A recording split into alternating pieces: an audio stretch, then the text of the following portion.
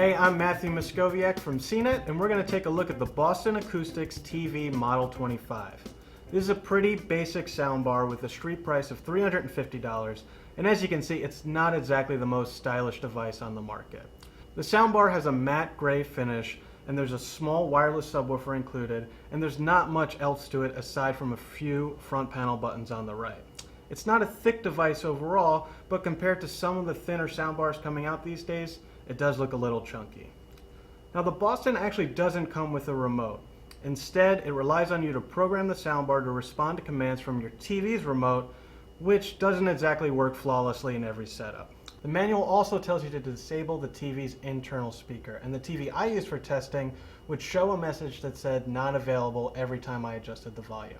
It's an annoying quirk that happens with a lot of soundbars that lack a dedicated remote, so you may want to check if your TV displays a similar message before buying the Boston. Around back you'll see there's an analog audio input, an optical digital audio input, and a mini jack input.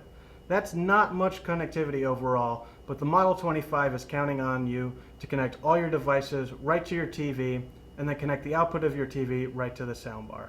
That means you'll be using your TV to switch between devices, and as long as your TV has an audio output, it should work pretty well. Sound quality is actually pretty good for a soundbar this size, especially since the sub is so small.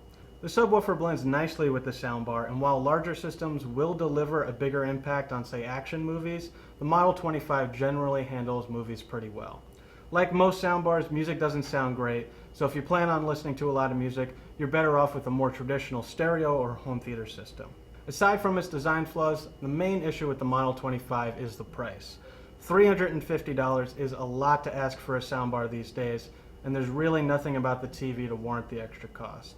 If you can get it at a discount, the Boston Acoustics TVee Model 25 sounds good for its size, but otherwise you'll get a better value from some of our other top soundbar picks.